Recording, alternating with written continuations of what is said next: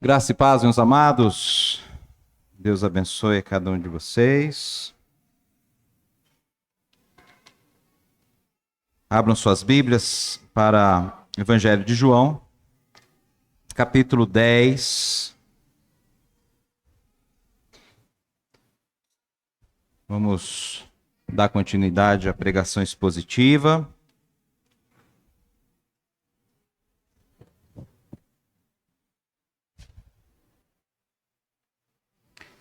Capítulo 10, versículos de 22 a 42. João 10, 22 a 42. Acompanhem comigo. Deixe sua Bíblia aberta aí no João capítulo 10. Você pode acompanhar tanto na projeção quanto na própria Bíblia, tá? Se você quiser acompanhar na minha versão, vai estar na projeção aí. Celebrava-se em Jerusalém a festa da dedicação. Era inverno. Jesus passeava no templo, no pórtico de Salomão. Então os judeus o rodearam e disseram: "Até quando você nos deixará nesse suspense? Se você é o Cristo, diga francamente." Jesus respondeu: "Eu falei, mas vocês não acreditam. As obras que eu faço em nome do meu Pai dão testemunho de mim. Mas vocês não creem porque não são das minhas ovelhas. As minhas ovelhas ouvem a minha voz e eu as conheço e elas me seguem. Eu lhes dou a vida eterna, jamais perecerão e ninguém as arrebatará da minha mão. Aquilo que meu Pai me deu é maior do que tudo. E da mão do Pai ninguém pode arrebatar. Eu e o Pai somos um." Os judeus, mais uma vez, pegaram pedras com intenção de apedrejá-lo. Mas Jesus lhes disse: "Tenho mostrado a vocês muitas obras boas da parte do Pai. Por qual delas querem me apedrejar?" Os judeus responderam: "Não é por obra boa que queremos apedrejá-lo, e sim por causa da blasfêmia. Pois sendo você apenas um homem, está se fazendo de Deus." Jesus disse: "Não está escrito na lei de vocês? Eu disse, vocês são deuses?" E se ele chamou deuses aquele a quem foi dirigida a palavra de Deus, e a Escritura não pode falhar, então como vocês dizem que aquele que o Pai santificou e enviou ao mundo está blasfemando? Só porque declarei que sou filho de Deus? Se não faço as obras do meu Pai, não acreditem em mim. Mas se faço, e vocês não creem em mim, creiam pelo menos nas obras, para que vocês possam saber e compreender que o Pai está em mim e que eu estou no Pai. Então tentaram outra vez prendê-lo, mas ele se livrou das mãos deles. Novamente Jesus se retirou para além do Jordão, para o lugar onde João batizava no início, e ali permaneceu. E muitos iam até ele e diziam: "João não fez nenhum sinal, mas tudo o que ele disse a respeito deste homem era verdade." E naquele lugar muitos creram nele. Amém? Vamos ter mais uma palavra de oração. Pai, queremos agradecer ao Senhor pela oportunidade de poder abrir a tua palavra livremente, poder pregá-la. E acreditamos, ó Deus, que o Senhor tem, ó Pai, completado a tua boa obra em nossas vidas, na vida da tua igreja. Peço que o Senhor, através do teu Santo Espírito, prossiga, ó Pai, fazendo aquilo de necessário para que cresçamos na tua palavra. E que possamos sempre ouvir a voz do bom pastor, possamos reconhecê-la, possamos identificá-la e segui-la em meio de tantas vozes, em meio de tantos falatórios, em meio de tantas outras pregações. Que a tua voz, ó Deus, possa ecoar em nossas vidas e possamos assim reconhecê-la como vontade do Senhor e assim pratiquemos as boas obras também, como o teu filho Jesus praticou e cumpriu fazendo a tua palavra. Possamos também cumprir a tua palavra, levando o evangelho a toda criatura, assim como o Senhor determinou a nós. Em nome de Cristo Jesus oramos. Amém. Queridos, nós estamos aí na continuidade. Jesus tinha curado um cego de nascença e depois alguns vieram persegui-lo e ele fez um discurso falando sobre ser a porta das ovelhas e também ser o bom pastor. Jesus, ele se declara ser o bom pastor. E agora, em continuação a esse discurso, nós temos algo que fala sobre aqueles que podem crer, são capacitados a crer em Jesus. Se os irmãos separarem o texto, a partir do versículo 22, né, ele inicia dizendo sobre acreditar em Jesus por conta das suas boas obras. E termina dizendo que no lugar onde João começou a batizar, onde começou o ministério de Jesus também, ali muitos creram nele. Então o texto está falando sobre crença, ele está falando sobre fé, ele está falando sobre aqueles que podem verdadeiramente ouvir a voz do Senhor, e isso é diferenciado daqueles que não podem, daqueles que não são ovelhas do seu pastoreio. E quando nós temos duas situações adversas, quando nós identificamos um contraste, nós devemos sim prestar a maior atenção e entender onde estamos dentro disso que Jesus está pregando. Jesus está pregando para aqueles que creem nele, mas também está pregando para aqueles que não creem nele. Aos que creem nele estão seguindo, aos que creem nele estão ouvindo a sua voz, estão continuando a segui-lo, mas aqueles que não entendem a sua voz, não ouvem a sua voz, não ouvem o seu chamado, está sendo já julgado, porque não há mudança nenhuma. E a Bíblia diz que aqueles que não estão em Cristo já estão julgados. Né? João 3,18 vai falar sobre isso. Né? Que aqueles que estão em trevas já estão julgados, permanecem nas trevas. Então Jesus está falando para esses dois públicos e nós podemos identificar claramente esses dois públicos.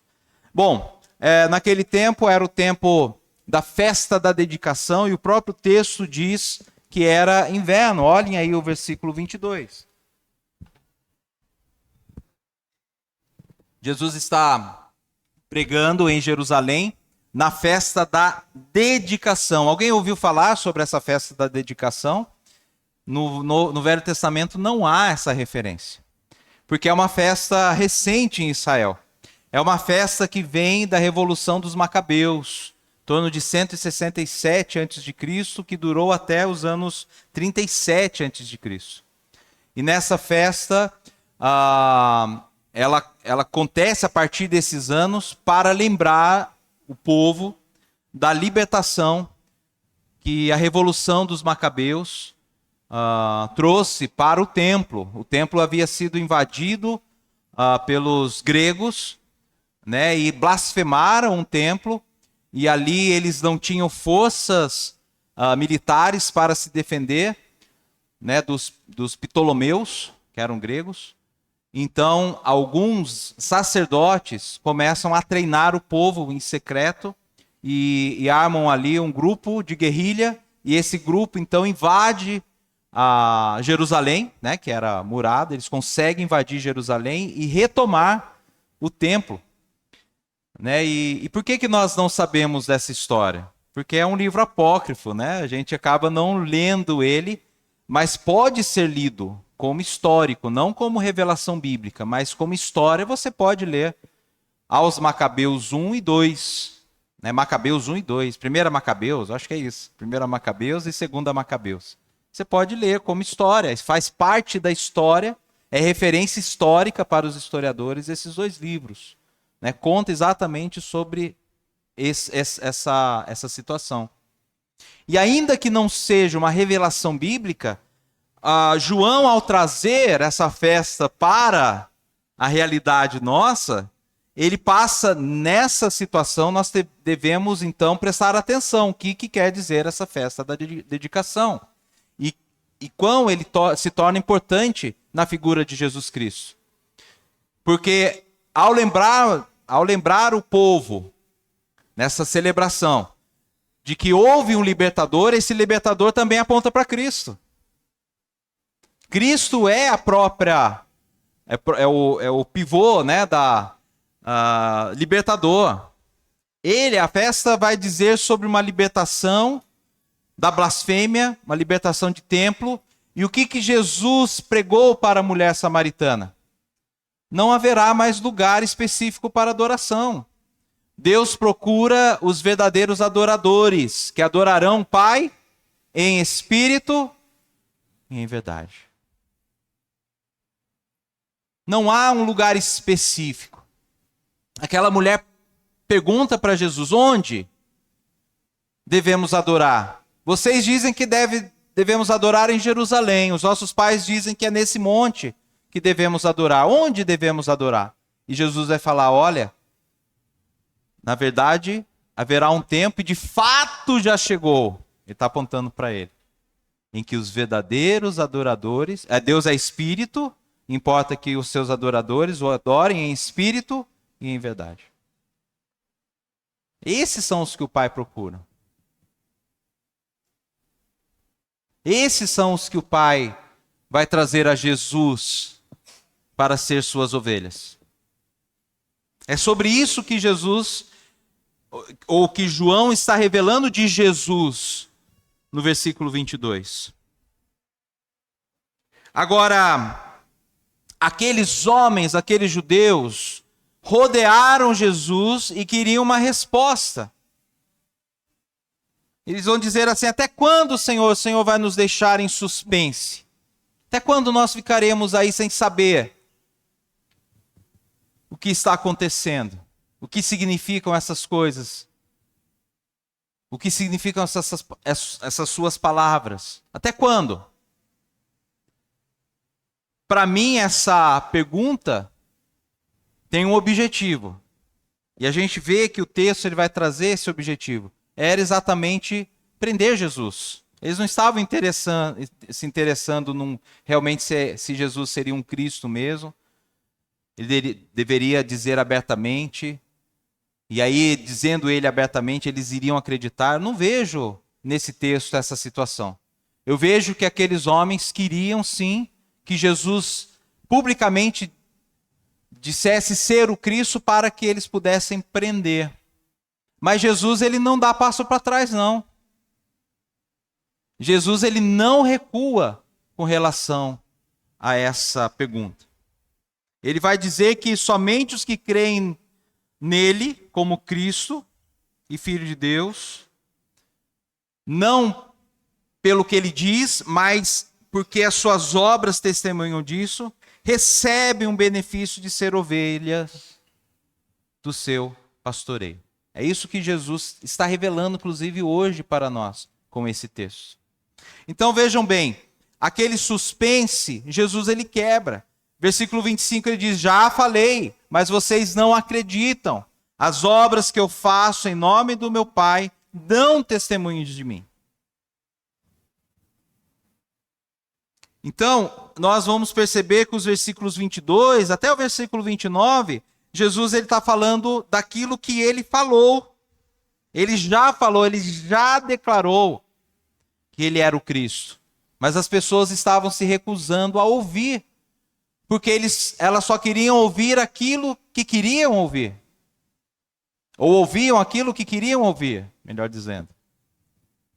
Só prestavam atenção naquilo que eles queriam escutar.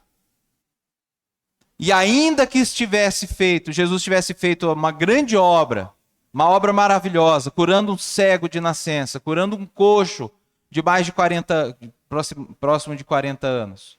Ou mais de 40 anos, né? Não, 38 anos. Estava ali coxo. Ele foi lá, pôs o homem em pé. Ele foi lá, curou o cego de nascença. Essas obras não foram suficientes para que eles crescem em Jesus. Porque eles só queriam observar aquilo que Jesus Na ótica deles, estava fazendo de errado. Jesus não fez nada de errado. Mas na ótica deles, Jesus estava curando no sábado. E isso era proibido para os... Isso era pregado como proibido pelos fariseus. Então isso ofendia essa casta de autoridades judaica. Isso ofendia. Então eles estavam com esse ruído. E o ruído não deixavam eles crerem no fato de que Jesus de verdade era o Cristo, o Filho de Deus. Versículo 26, João vai expressar uma verdade aqui. Mas vocês não creem por uma situação. Vocês não creem porque vocês não reconhecem a voz do pastor. Por isso que vocês não creem. Isso que está dizendo o 26. Mas vocês não creem porque não são das minhas ovelhas. As minhas ovelhas ouvem a minha voz, e eu as conheço, e elas me seguem. As ovelhas de Cristo são ovelhas, são pessoas que conseguem tirar de si o peso religioso. E ouvem a voz não por um interesse ou por uma situação religiosa, mas ouvem a voz porque é a voz da verdade. Porque a voz que eles estão ouvindo está calando em seus corações. E em seus corações faz o efeito de dizer: eu preciso dessa verdade. E Jesus vai dizer: eu sou o caminho e a verdade e a vida. Essa é a característica das ovelhas. Elas não colocam a religião, não colocam a sua verdade, não colocam a sua crença, não colocam o seu conhecimento à frente da voz de Cristo, porque essas coisas são ruídos para ouvir a verdadeira voz do bom pastor. Tudo que se é colocado à frente da voz de Cristo é ruído e é exatamente idolatria, porque você está colocando acima da voz de Deus. Se não escuta a verdade, é porque nessa verdade há ruídos. Escuta só ruídos e não a verdade. Então a verdade deixa de ser verdade para aquele que está ouvindo só ruídos. Essa é uma situação que nós precisamos observar. E aqui Jesus está dizendo: olha, já falei, mas vocês ouviram? Não. Vocês estavam interessados em saber por que eu estava curando no sábado. O interesse de vocês era saber por que eu estou dizendo que sou um com o Pai. Vocês não estão conseguindo ouvir a verdadeira voz de chamar. E aí Jesus vai dizer uma verdade sobre as suas ovelhas. Ele vai dizer assim, 27 e 28. As minhas ovelhas ouvem a minha voz e eu as conheço. E elas me seguem. Já foi pregado, é o terceiro domingo que eu estou falando de ouvir a voz. Porque ele fala 3 vezes no capítulo 10 sobre isso. Que as ovelhas dele ouvem a sua voz e o seguem. As ovelhas dele ouvem o seu chamado. Ouvem aquilo que ele quer falar. E elas seguem, porque não há outra maneira de sobrevivência. A ovelha, ela entende que ela não tem suficiência, ela não tem independência. A ovelha é um bicho dependente. Ela precisa. Assim como o seu cachorrinho, né? Se você não pôr ração para ele, ele morre. Porque ele não sabe caçar. Larga ele na rua para ver, ele vai fuçar lixo. Mas, né, vai virar lata. Mas ele não vai caçar. Alguns caçam, mas não são todos, que já tem muitas raças que perderam essa habilidade de caça. Meu paçoquinha, se soltar, vai ficar latindo em todos os outros cachorros e vai esquecer que tem que comer. A ovelha é parecida com isso. Precisava que o se ela for saindo para a pastagem, ela só vai ver o pasto, ela não vai ver os perigos ao redor dela. Se chover, ela vai continuar pastando, porque para ela a chuva não vai representar nada, ela vai morrer eletrocutada com raio e ela vai continuar pastando, ela só vai ter isso. Ela vai entrar por caminhos tortuosos, ela vai se perder na mata, ela vai se perder nos montes. E a gente viu pela teologia bíblica Ezequiel 34 falando disso. As minhas ovelhas estão dispersas, elas estão por aí. Por que estão dispersas? Estão sem pastor. Irmãos, todos nós éramos como ovelhas desgarradas, esperando a voz do pastor nos chamar. Todos nós. O mundo são várias ovelhas desgarradas, mas nem todas essas ovelhas do mundo são ovelhas de Cristo. O texto traz essa verdade. Talvez para alguns triste realidade, mas é uma realidade. Muitos não ouvem a voz de Cristo porque há ruídos que impedem que ouçam essa voz. E acabam não se achegando ao Mestre. E muitos que estão, às vezes, no aprisco também não estão ouvindo a voz. Estão porque seguem as outras ovelhas, né? Porque as ovelhas também têm essa característica. Então Jesus está trazendo essa verdade. E o 28 diz, eu dou a vida eterna, eu lhes dou a vida eterna, jamais perecerão e ninguém as arrebatará da minha mão. Na semana passada, preguei que Jesus, ele estava disposto e disponível para defender a ovelha. E morreu em favor da ovelha. E a vida dele foi retomada, porque Deus, era da vontade de Deus que assim ele o fizesse, morrer pelas suas ovelhas. E aqui ele está dizendo, eu dou a minha vida para dar vida eterna. Jamais perecerão e ninguém as arrebatará da minha mão. Irmãos, aqueles que são ovelhas de Cristo e estão sob o cuidado do bom pastor, nada pode arrebatar essas ovelhas, nós que somos ovelhas, quem é ovelha, nada pode arrebatar da mão de Deus. Romanos 8.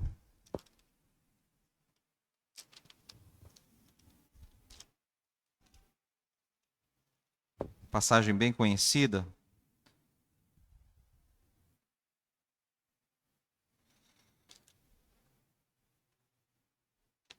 Versículo 36. Como está escrito, por amor de ti, somos entregues à morte continuamente. Somos considerados como ovelhas para o matadouro. Em todas estas coisas, porém, somos mais do que vencedores por meio daquele que nos amou. Porque estou bem certo de que nem a morte, nem a vida, nem os anjos, nem os principados, nem as coisas presentes, as coisas do presente, nem do porvir, nem os poderes, nem a altura, nem a profundidade, nem qualquer outra criatura poderá nos separar do amor de Deus que está em Cristo Jesus, nosso Senhor. Quem que pode nos separar do amor de Deus, uma vez que estamos nele? É verdade que muitos acham estar nele e não estão. Isso é outra coisa. Mas aqueles que de fato são, não é arrebatado da mão. Há uma segurança para aqueles que são. Mas a Bíblia aqui mesmo, em Romanos 8, diz que o Espírito, ele revela ao nosso espírito que somos filhos de Deus e por isso podemos dizer Abba Pai. Ou seja, quando eu tenho certeza de que eu posso adorar a Deus em espírito e em verdade, quando o Espírito Santo confirma em nossos corações que somos seus filhos. Aí podemos dizer papai. Aí podemos nos aproximar com intimidade de Deus. Aí o culto, ele passa a ser em todos os lugares, ele passa a ser a todo momento, ele passa a ser permanentemente, ele passa a ser constante, a todo momento. E aí há uma outra realidade, uma outra observação que devemos fazer. precisamos ter consciência disso. De que se estamos nele, nós estamos em espírito e em verdade o adorando em todos os momentos. Ah, mas às vezes eu estou pecando. Naquele momento você não está na verdade. Você não está, atuando na verdade. Mas você está sob a verdade, que é Cristo Jesus. E aí, aquilo que você faz de contrário a essa verdade tem que ter um efeito chocante na sua vida, dizendo: pequei contra o Senhor, somente contra o Senhor pequei. Porque nós estamos em constante adoração. Temos estudado isso nas quartas-feiras, nos pequenos grupos. Essa constante adoração. Então as ovelhas ouvem a voz.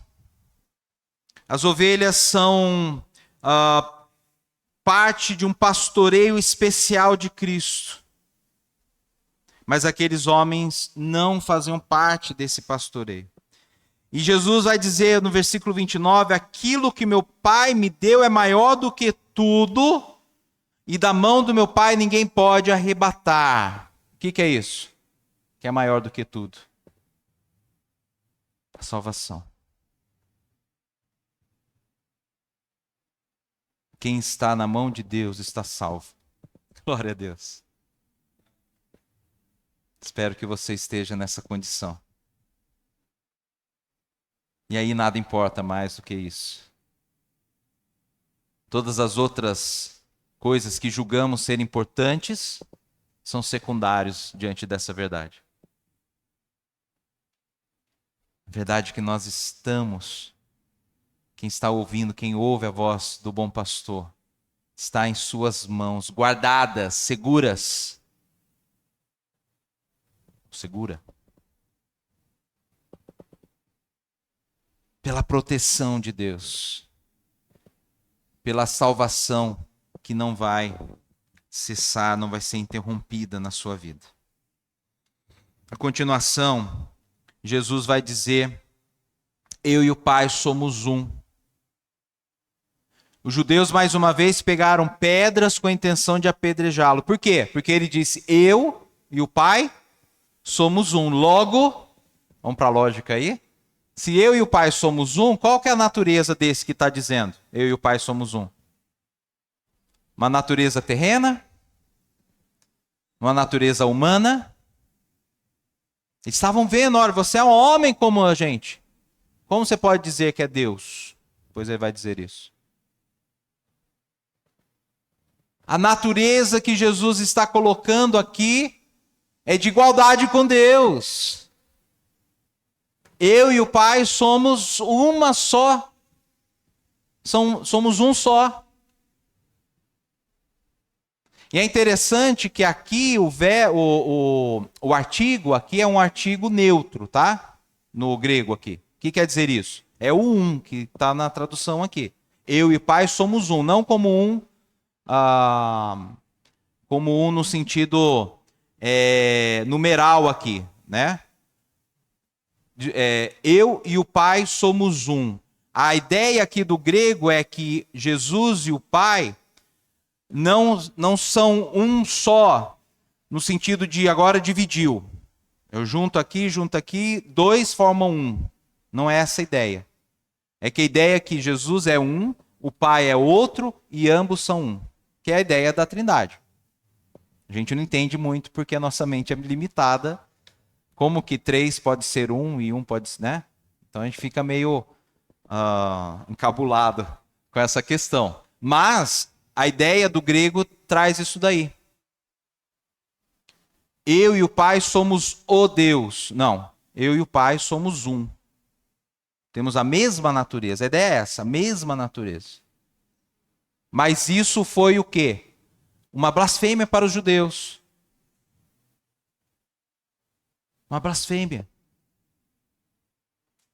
Porque é fato de que Jesus ele precisava orar,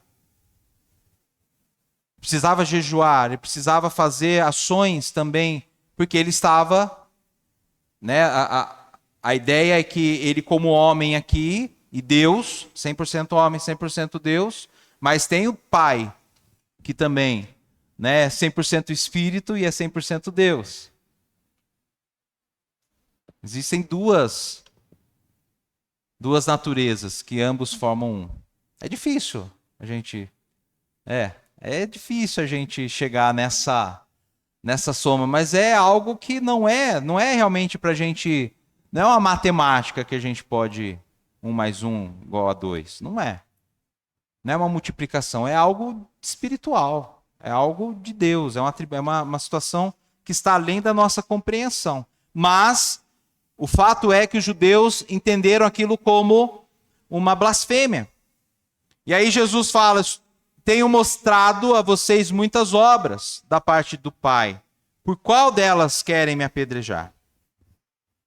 Então Jesus, primeiro ele falou, mas Jesus também falou: olha, eu tenho mostrado, eu não tenho só falado que sou Cristo, mas eu também tenho mostrado que eu sou Cristo. Porque o próprio cego falou para aqueles fariseus: olha, eu desconheço de alguém na Bíblia toda, na palavra toda, em toda a lei, que tenha curado um cego de nascença. Então vocês precisavam entender isso, vocês precisavam saber disso. Mas eu estou falando para vocês. Então há uma situação aí que precisa, que eles não estavam entendendo, mas a gente sabe que eles não estavam entendendo porque não eram ovelhas do seu pastoreio, né? E aí os judeus responderam: não é por obra boa que queremos apedrejá-lo, e sim por causa da blasfêmia, pois sendo você apenas um homem, está se fazendo de Deus. Jesus disse: não está escrito na lei de vocês? Eu disse: vocês são deuses? Se ele chamou deuses aqueles a quem foi dirigida a palavra de Deus, e a Escritura não pode falhar, então como vocês dizem que aquele que o Pai santificou e enviou ao mundo está blasfemando, só porque declarei que sou filho de Deus? Irmãos, Jesus ele faz um apontamento aqui, muito importante para aqueles homens. Eles não entenderam nada do que Jesus estava dizendo. Mas João registra isso e devemos entender isso. Que história é essa de que a lei está dizendo que nós somos deuses?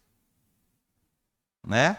Então, quando olhamos para o salmo que o nosso querido presbítero Arley leu no início do culto, o Salmo 82, existe uma verdade nesses salmos. E nós precisamos entender esse salmo, porque ele vai fechar essa ideia de Jesus nesse texto de João. O salmo está dizendo assim, vou ler ele todo de novo, que ele é curtinho.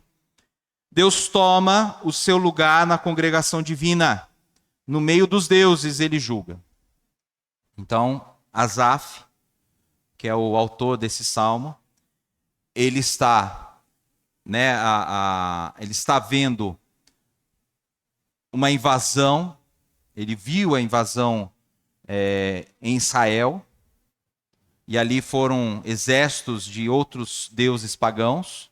Não que ele acreditasse que existisse deuses, mas ele está dizendo: olha, Deus ele é justo acima de todas as nações. Essa é a ideia de Asaf aqui. Os deuses aqui, ele está dizendo: olha, aqueles que representam outros deuses. Então Deus ele se assenta na congregação divina, no meio dos deuses ele julga. Tá? É como se daquele lugar onde está tendo injustiça, ele fosse lá e julgasse retamente. Essa é a ideia que Asaf está trazendo.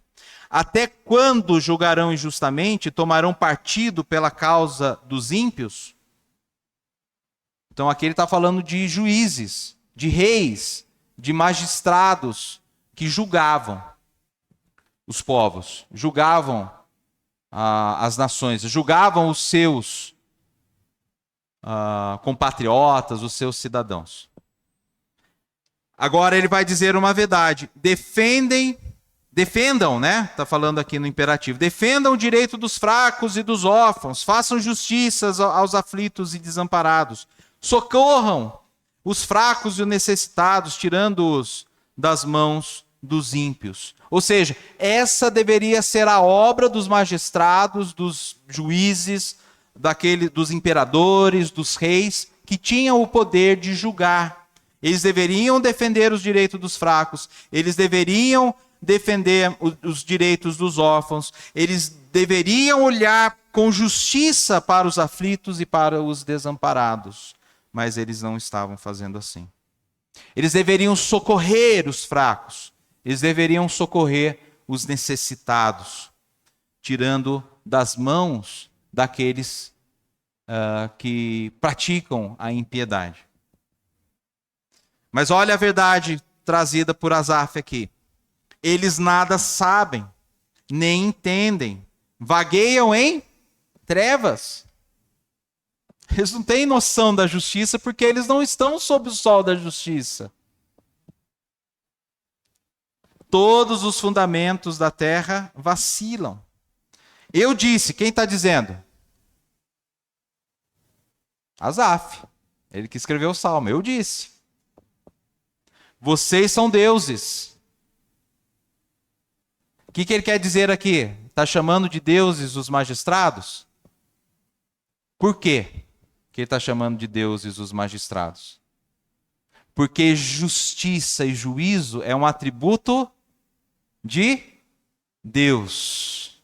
E na teologia nós temos uma divisão dos atributos de Deus. Existem atributos que não são comunicáveis, e existem atributos comunicáveis. Qual o exemplo de um outro atributo comunicável? João diz que Deus é amor. João vai lá, 1 João, diz lá, Deus é amor, né? E nós temos amor? Sim, nós temos. Então esse atributo de Deus nos é passado. Nós temos amor porque Deus ama, e próprio João diz isso. Nós amamos porque Deus nos amou primeiro. Glória a Deus. Agora, com relação à justiça, Deus atribuiu a justiça para os magistrados. Existem pessoas que precisam e necessitam se revestir de juízo. Eles precisam julgar. Eles precisam defender. Eles precisam dar direitos. Ora, se eu tive uma propriedade invadida, eu preciso recorrer à justiça, porque essa propriedade tem dono. E alguém invadiu a minha propriedade. Seja um ladrão, um furtador, seja alguém que quer morar no seu terreno, seja um MST, enfim, seja alguém ali que invadiu. Eu preciso da justiça para resolver isso. Uma situação de disputa judicial, de divisão de bens, precisa de alguém julgando. Desmanchei a sociedade com o irmão aqui da igreja. Aí tenho lá com o Arley 50, ou 40 era meu, 60 dele, e aí eu quero 50. Foi mal combinado, não é 50, é 60, 40. E aí vão ficar brigando. Quem que julga isso? Os magistrados. Então os magistrados, eles se vestem, eles se revestem de um atributo que é de Deus. E o Salmo ele diz muito sobre isso, que ele fala, olha, eles não fazem corretamente isso. Mas eu disse, vocês são deuses, todos vocês são filhos do Altíssimo. Aqui ele é uma expressão de que, olha, vocês têm que entender que o atributo que vocês têm foi dado por Deus. Vocês receberam isso como herança. E aí ele está comparando essa herança como alguém, quem recebe herança é filho. Não na situação aqui da herança eterna. Tanto é que o Salmo mesmo vai resolver isso no próximo versículo, tá? Mas a ideia dos filhos aqui é, olha, vocês receberam de Deus herança. Vocês são criaturas de Deus. E Deus te deu atributos para vocês. Daquilo que é dele também. Jesus é o justo juiz. Vocês deveriam se revestir de justiça. E o próximo versículo fala assim: mas vocês morrerão como simples mortais. E como qualquer príncipe, vocês sucumbirão, deixarão de existir. Hoje vocês estão julgando, hoje vocês estão acima da carne seca. Vocês são magistrados, são juízes, julgam como querem, mas vocês morrerão. Porque vocês não ficarão eternamente. E aí ele termina o salmo dizendo: levanta-te, ó Deus, julga a terra, pois a ti pertencem todas as nações. Asaf está reconhecendo, só Deus é justo juiz. E as pessoas podem passar por julgamentos de homens, mas o pior julgamento é o julgamento divino. E aí que vem o apontamento para Cristo desse salmo. Jesus ele vai apontar isso, porque quando ele fala assim, vocês não sabem o que está escrito na lei de vocês, aonde diz que vocês são deuses? Por que ele está dizendo isso? O que aqueles homens estavam querendo fazer com ele? Julgar, já estavam julgando, queriam apedrejá-lo. Jesus está apontando para o salmo que fala da justiça de Deus. E às vezes a gente fica assim, por que Jesus falou que todos nós somos deuses? Não é isso. Jesus está apontando para o salmo que diz que só Deus é um Deus justo. Que só Deus pode julgar retamente. Que o que eles estavam fazendo, eles não estavam fazendo o que era correto. E quando ele fala de boas obras, ele diz assim, olha, se vocês não estão crendo, vamos ler aqui, né? Não vou parafrasear. Versículo 36. Então, como vocês dizem que aquele que o Pai santificou e enviou ao mundo está blasfemando? Que ideia é essa de santificação que ele mesmo está dizendo? Vamos. Eles estão perguntando se Jesus realmente era o Cristo. Jesus está dizendo aqui, está confirmando. Como vocês dizem que aquele que o Pai santificou, vamos trocar santificou, o que é santificar? O que é? Separar, consagrar. Qual que é o símbolo da consagração? Símbolo físico da consagração. Lembra? Para Israel, para as igrejas pentecostais. É o óleo, não é? É unção. Unção não é o símbolo da santificação? Sim ou não? Vocês estão... Escola dominical, irmãos. É o símbolo da santificação para Israel. Né? O símbolo é o óleo, a unção. A unção é consagração. Quando eles queriam consagrar um príncipe para ser rei, então eles usavam e derramavam óleo sobre a cabeça desse príncipe. Quando eles iam consagrar um sacerdote, eles separavam o sacerdote, eles derramavam o quê sobre a cabeça? O óleo. E assim nas escolas dos profetas também, eram derramados óleos na cabeça dos profetas, que simbolizava consagração. Então quando Jesus falou assim, então como vocês dizem que aquele que o Pai santificou e enviou ao mundo está blasfemando? Ou seja, aquele que o Pai separou, aquele que o Pai ungiu, ou seja, aquele que o Pai separou para ser o Cristo e enviou ao mundo está blasfemando só porque declarei que sou filho de Deus. Jesus está usando a própria lei para falar daquilo que ele era. Se a gente pegar então os versículos acima de quando ele fala, olha, vocês são deuses, o versículo ele diz lá do que deveria ser feito. O que era boas obras? Era julgar com retidão, era olhar para aqueles que estavam precisando de socorro, socorrer, atender os pobres, os fracos, os oprimidos. E Jesus, quando ele fala de boas obras, o que é? É isso. E aí 37 vai falar, se não faço as obras do meu Pai, não acreditem em mim. Mas se faço, e vocês não creem em mim, creiam pelo menos nas obras, para que vocês possam saber e compreender que o Pai está em mim e que eu estou no Pai. Ou seja, não me venha querer julgar pelas coisas que estou fazendo. Porque ninguém pode fazer essas coisas se o Pai não separar para fazer. Isso que diz um pouquinho antes, né, que é no capítulo 10 mesmo, né? O capítulo 10 vai dizer isso, que ele faz porque o Pai o mandou fazer. Ele é comissionado a fazer essas boas obras. E ninguém pode fazer obras que ele fazia se o Pai não tivesse com ele. E o 39, então, tentaram outra vez prendê-lo. Agora não estão mais querendo apedrejá-lo, mas querer prender. Por quê?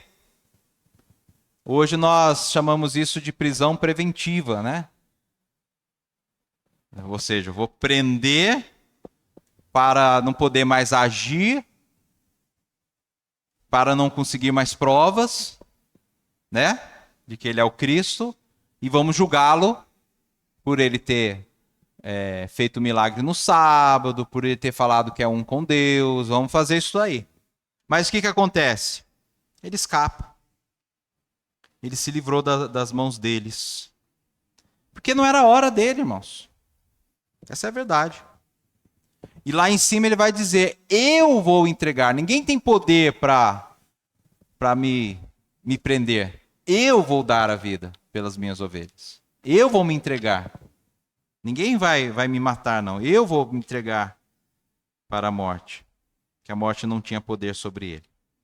Então, novamente, Jesus se retirou para além do Jordão, para o lugar onde Jesus batizava desde o início. Esse lugar chama Enom, né? Está lá no capítulo 3, 23. Né?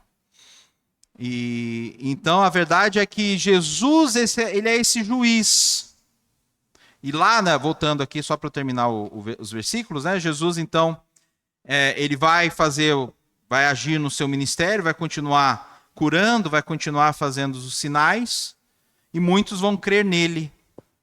E aí cresce, aí está a igreja sendo formada, o aprisco sendo formada das ovelhas que verdadeiramente ouvem a voz de Jesus. Então o Salmo, ele aponta para um juiz perfeito. Jesus é esse juiz. Jesus, ele vai julgar aqueles que o Pai vai dar a ele. E quando o poder de salvar é um poder de julgamento. Porque a salvação, ela acontece em âmbitos jurídicos. A salvação é o sangue de Jesus sendo derramado para justificação. Justificação do quê? Daqueles que não podem ser justificados por causa do pecado. Eu não posso ser justificado porque eu nasci pecador. Você não pode ser justificado porque você nasceu pecador. Mas Jesus, que não nasceu em pecado, ele, ao morrer, ao se entregar, ele tem um poder de dar a vida eterna. Mas isso é um ato jurídico. O sangue dele cobre as nossas transgressões. Deus fica satisfeito pela morte de um homem sem pecado na cruz.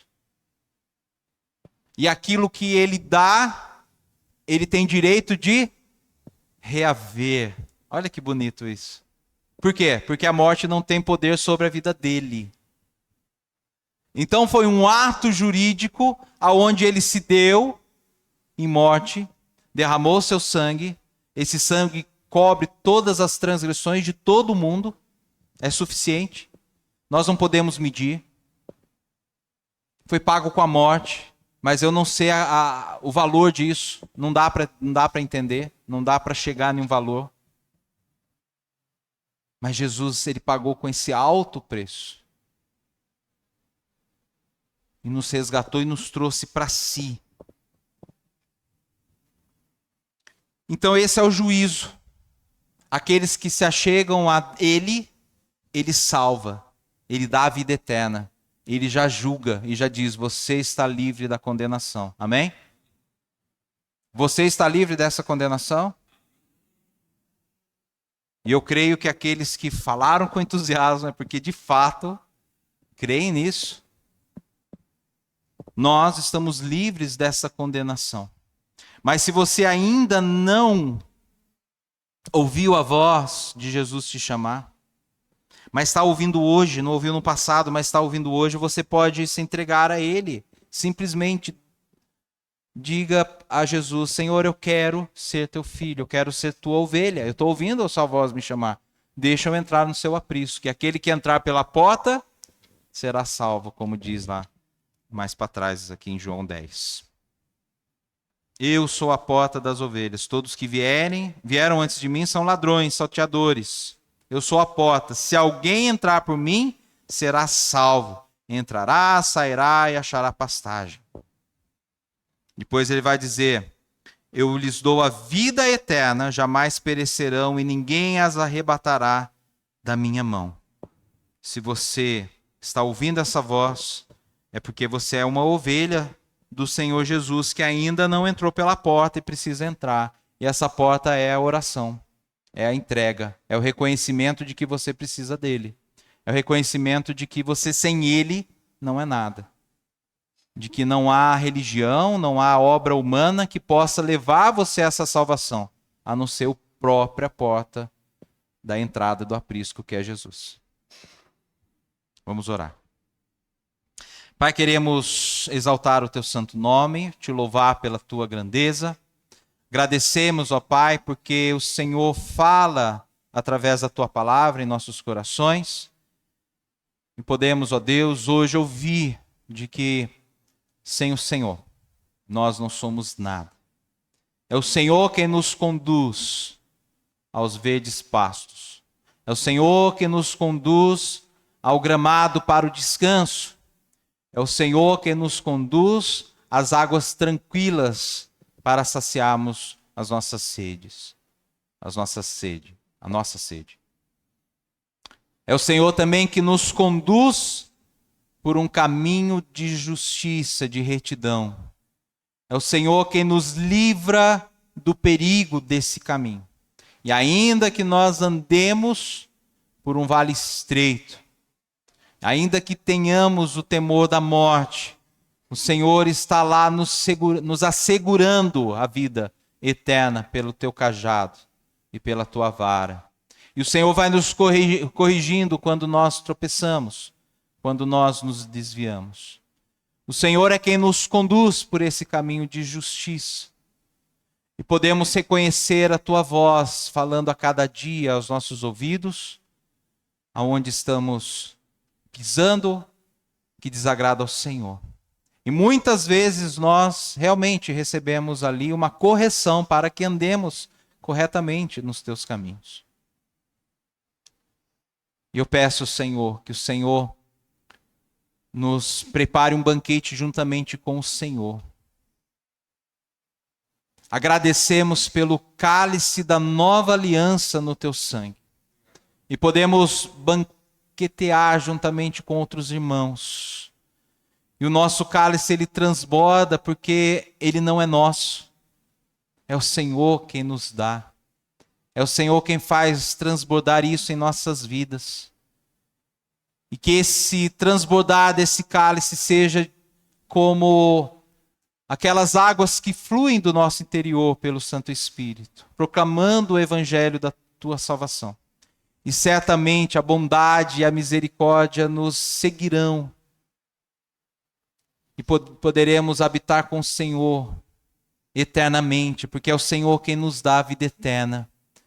E não há ninguém, não há força nenhuma, não há anjos, não há demônios, não há situações deste mundo, não há magistrados nesse mundo, não há autoridade nesse mundo capaz de nos tirar esse poder de sermos mais do que vencedores por meio daquele que nos chamou, por meio daquele que nos escolheu, por meio daquele que nos deu a salvação. Obrigado, Senhor. Que o Senhor nos ajude, que o Senhor nos dê a cada dia mais e mais de Ti. E que tenhamos, ó Pai, a certeza de podermos, ó Pai, gozar a vida eterna com o Senhor. Fale em nossos corações pelo Teu Santo Espírito. Em nome de Cristo Jesus oramos. Amém. Presbítero Arley.